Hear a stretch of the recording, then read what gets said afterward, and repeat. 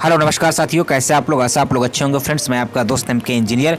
स्वागत है आप सभी का एक बार फिर से हमारे यूट्यूब चैनल में। दोस्तों, आसाम में 5 सीटों के लिए बाईपोल हो रहा है। आसाम के अंदर 5 सीटें खाली थी जिस पर विधानसभा के उपचुनाव हो रहे हैं और तमाम पार्टियों ने अपनी रणनीति बना ली है और साथ ही साथ अब चुनाव प्रचार जो है कि अंतिम दौर में है। तो ऐसी स्थिति में मैंने तमाम जानकारियाँ इकट्ठा की है, साथ ही साथ लोकल कुछ पत्रकारों से बातचीत करके ये ओपिनियन पोल बनाया है। जिन 5 सीटों पर उपचुनाव होने वाले हैं, गोसाईगांव, भवानीपुर, तमिलपुर, मरियानी और थौरा हैं। इन पर जो है कि वोटिंग 30 अक्टूबर को होगी और हम मतदान यहाँ पे 2 नवंबर को होंगे।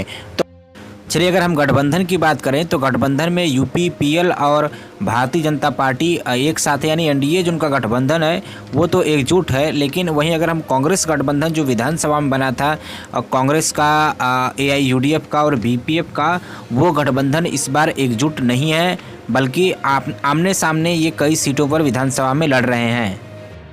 गोसाईगांव जो विधानसभा है वहाँ पे यूपी, पीएल, कांग्रेस, एआईयूडीएफ और बीपीएफ, ये चारों प्रमुख पार्टियों के जो है उम्मीदवार उतरे हैं। यूपी, पीएल और बीजेपी का एक साथ एक उम्मीदवार है गठबंधन में, साथ ही साथ कांग्रेस, एआईयूडीएफ और बीपीएफ का अलग अलग उम्मीदवार यहाँ पर चुनाव में उतरे हैं।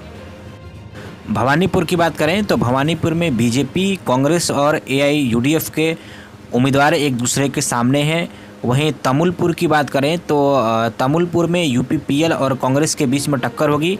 यहाँ पर यूपी, पीएल को बीजेपी का समर्थन हासिल है, वहीं कांग्रेस को एआईयूडीएफ और बीपीएफ का समर्थन हासिल है। वहीं मरियानी विधानसभा की बात करें तो यहाँ पर भी सीधी सीधी टक्कर बीजेपी और कांग्रेस के बीच में होगी। और थौरा की बात करें तो थौरा विधानसभा में भी बीजेपी और कांग्रेस के बीच में टक्कर होगी। यहाँ पर यूडीएफ या बीपीएफ ने कोई भी उम्मीदवार अपना नहीं दिया है। तो इस तरीके से 5 सीटों के लिए यहाँ पर जो उपचुनाव हो रहा है उसके समीकरणों को हमने बताया। अब चलिए आपको बताते हैं सीट वाइज कौन सी पार्टी मजबूत है, कौन सी पार्टी जीत सकती है।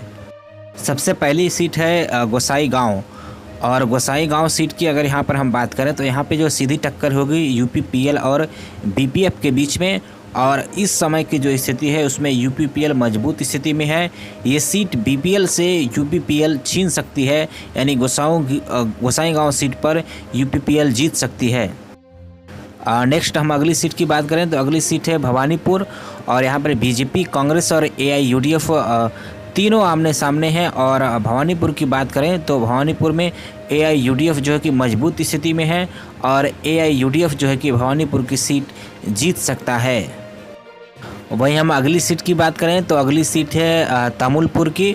अगर हम तमुलपुर विधानसभा की बात करें तो यहाँ पर जो टक्कर होनी है प्रमुख रूप से वो यूपी, पीएल और कांग्रेस के बीच में, और यहाँ पर यूपी, पीएल मजबूत स्थिति में है। यूपी, पीएल ये सीट जीत सकता है।